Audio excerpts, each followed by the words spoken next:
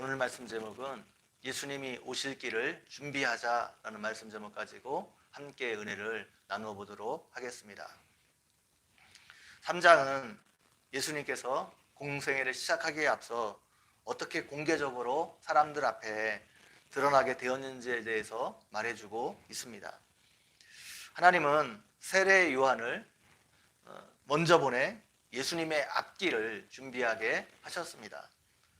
세례 요한은 예수님의 먼 친척 되는 사람으로 예수님보다 6개월 먼저 태어났습니다.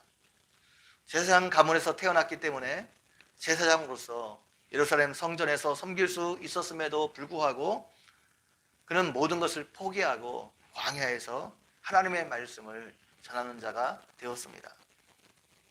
광야는 어떤 곳입니까? 광야는 사람이 살기 힘들고 위험한 곳입니다.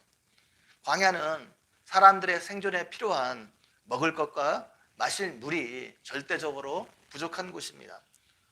광야는 사람들을 공격하는 각종 맹수들이 있는 곳입니다. 그래서 광야는 보통 사람들이 가기를 꺼려하는 곳이고 주로 죄를 지은 사람들이 도망가는 도피처였습니다. 반면 광야는 하나님께서 자신을 드러내시고 계시하는 곳이기도 합니다. 하나님은 출애굽한 이스라엘 백성들을 광야로 인도하셔서 그곳에서 하나님을 만나게 하셨습니다. 다윗이 도피 생활을 하며 하나님을 깊이 만나고 경험한 것도 광야였습니다. 세례 요한도 그 광야에서 하나님을 만났고 하나님의 음성을 들었고 그 광야에서 하나님의 말씀을 전하고 있습니다. 우리는 보통 하나님의 말씀을 전하려면 그 말씀을 들어야 할 사람들이 많이 모여 있는 곳으로 가야 한다 생각합니다. 그런데 세례 요한은 사람들이 없는 광야에서 하나님의 말씀을 전했습니다. 그런데 신기하게도 세례 요한이 전하는 하나님의 말씀을 듣기 위해 사람들이 광야로 나왔습니다. 그가 전한 말씀이 영향력이 있었기 때문입니다. 그가 전한 말씀이 영향력이 있었던 이유는 첫 번째, 그 말씀이 하나님께로부터 말미암은 것이었기 때문입니다. 그래서 그의 메시지에는 영적인 힘이 있었습니다. 권세가 있었습니다. 사람들의 삶에 영향을 미쳤습니다. 세례 요한의 메시지가 힘이 있었던 두 번째 이유는 그가 자신이 전한 말씀에 합당한 삶을 살았기 때문입니다. 그래서 그의 메시지에는 사람을 감동시키는 힘이 있었습니다. 반대로 예루살렘의 성전에 있던 제사장들의 말에는 아무런 영향력이 없었습니다. 그 말이 하나님께로부터 온 것도 아니었고 그들이 자신이 전하는 말씀에 합당한 삶도 살지 못했기 때문입니다. 세례 요한은 광야에서 하나님의 말씀을 전함으로 예수님이 오실 길을 준비하는 삶을 살았습니다. 왕이 어떤 지방에 행차를 하게 되면 사람을 미리 보내 왕이 갈 길을 준비하게 시킵니다. 세례 요한은 그 일에 쓰임을 받은 사람입니다.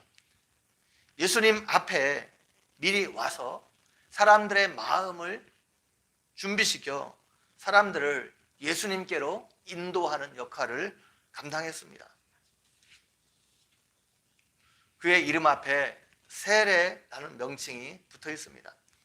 그가 광야에서 사람들에게 세례를 주었기 때문입니다. 원래 세례는 이방인들에게 베풀었던 의식입니다. 이방인들이 유대교로 들어가기 위해서는 자신들의 이전 삶을 청산하고 새로운 삶을 살아야 했는데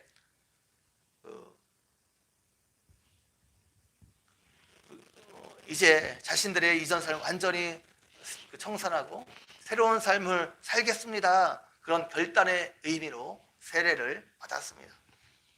그런데 세례 요한은 이 세례를 이방인에게 준 것이 아니라 유대인들이 받게 했습니다.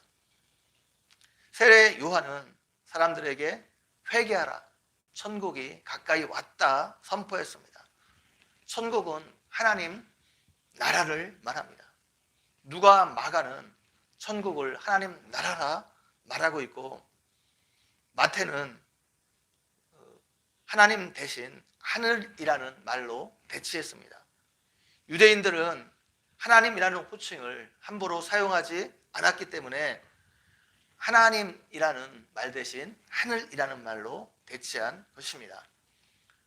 하나님 나라를 마태는 하늘나라, 즉 천국으로 부른 것입니다. 천국, 즉 하나님 나라는 하나님이 통치하는 나라를 말합니다. 하나님이 통치하는 천국이 가까이 왔기 때문에, 이제 천국이 오는 게 얼마 남지 않았기 때문에 회개해야 한다는 것입니다. 회개하지 않으면 천국에 들어갈 수 없기 때문입니다. 유대인들은 자신들이 혈통적으로 아브라함의 후손이기 때문에 천국이 오면 자동적으로 천국에 들어갈 것이라 생각했습니다. 그런데 세례 요한은 유대인들도 이방인과 마찬가지로 회개해야 천국에 들어갈 수 있다 선포했습니다. 이방인과 유대인 사이에 차이가 없다는 것입니다. 모두 다 하나님의 진노 아래 있기 때문에, 죄 아래 있기 때문에 회개하지 않으면 천국에 들어갈 수 없다는 것입니다. 그래서 회개하고 세례를 받아야 한다는 것입니다. 회개는 후회가 아닙니다. 회개는 방향을 바꾸는 것입니다. 회개는 우리의 생각의 방향을 바꾸는 것이고, 회개는 우리의 삶의 방향을 바꾸는 것입니다. 잘못된 방향으로 가던 곳에서 완전히 돌이키는 것입니다. 그래서 진정한 회개에는 반드시 회개에 합당한 열매를 맺게 되어 있습니다. 세례 요한은 광야에서 회개를 강력하게 선포함으로 사람들이 하나님께로 돌아오게 만들었습니다. 이를 통해서 예수님이 오실 길을 미리 준비하는 삶을 살았습니다. 예수님을 통해서 이 땅에 하나님 나라가 도래하게 되었는데, 그 하나님 나라에 사람들이 들어갈 수 있도록 준비시키는 역할을 감당했습니다. 우리도 이 땅에서 세례 요한과 같은 삶을 살아야 됩니다. 예수님이 세상의 마지막 때에 다시 오시게 될 것입니다. 우리는 그 예수님이 다시 오실 길을 준비하는 사람이 되어야 됩니다. 그러기 위해서는 우리는 복음을 전파하는 사람이 되어야 됩니다. 우리가 전파하는 복음이 힘이 있고, 우리가 전파하는 하나님의 말씀이 힘이 있으려면 우리가 먼저 그 말씀에 합당한 삶을 살아야 됩니다. 하나님과 동행하는 삶을 살아야 됩니다. 하나님의 뜻에 순종하는 삶을 살아야 됩니다. 이것을 기억하고 오늘 예배에 참석한 여러분 모두는 회개에 합당한 열매를 맺으며 살아가므로 여러분의 복음 전파를 통해서 세례 요한처럼 예수님이 오실 길을 미리 준비하는 삶을 살아가는 은혜가 있기를 주님의 이름으로 간절히 축원드립니다.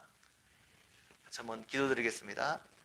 하나님 아버지, 오늘도 말씀을 통해서 우리에게 은혜 베풀어 주신 것 너무나 감사합니다.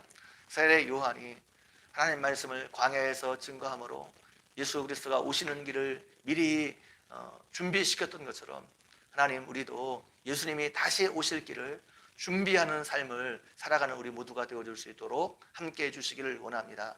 말씀을 증거하고 복음을 전파하는 삶을 통해서 예수님이 오실 길을 준비하는 삶 살아가는 우리 모두가 되어줄 수 있도록 함께해 주시기를 원합니다. 감사합니다. 예수님의 이름으로 기도 올려옵나이다. 아멘.